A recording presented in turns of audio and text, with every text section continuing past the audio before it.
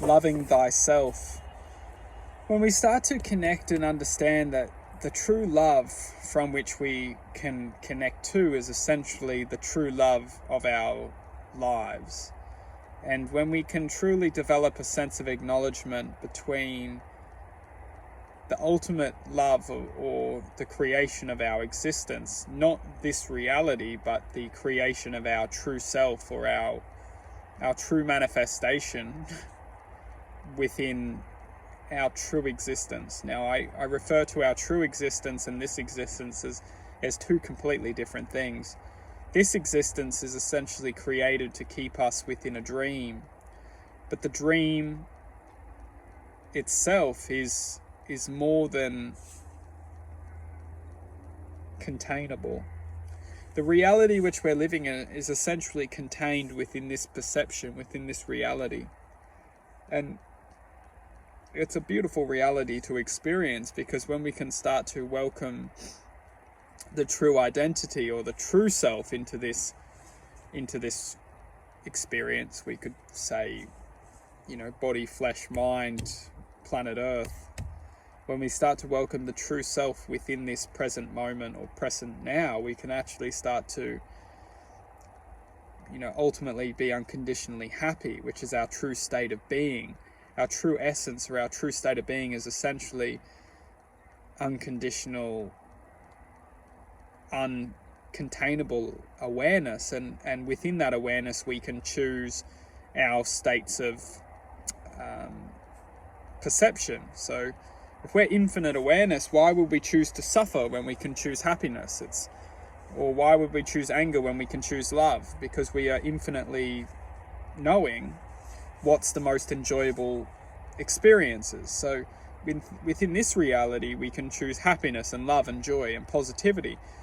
And that's the power of the higher self, is that it knows the limitations of this reality and it knows where it can most happily sit.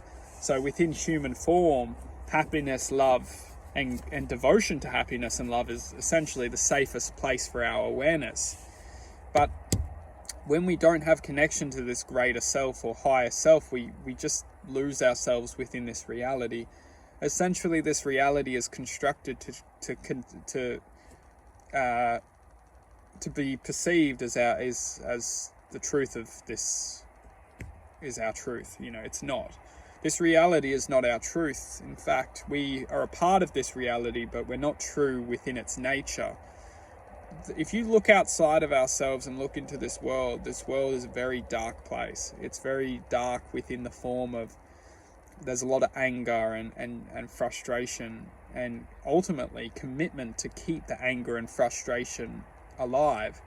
And this isn't the true nature of most of our states of being. We don't come from a place of anger or frustration, and we will understand this eventually, one lifetime or another. But we come from a place of potentially love, and that's when we can start to welcome the opening of the mind as a form of acceptance. When we can start to accept that maybe we're not taught the truth of our true nature, maybe we're not taught the truth of our true existence, we can actually start to open our minds and manifest essentially a higher knowing into our lives. Because what we are ultimately ruled by is essentially ignorance. And ignorance itself is the act of knowing something that isn't true. So to know something that isn't true isn't knowing. It's essentially being ignorant to the truth. And it's not that this isn't a negative thing. It's actually just the truth of our nature, is that the nature of the human being is to essentially conceal truth away from truth.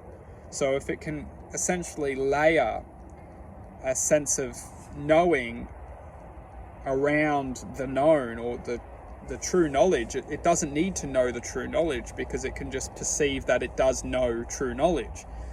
But the true knowledge is knowing that we really don't know. And if we can't come to a point of we don't know, we can only imagine, then we may be living in a bubble of ignorance.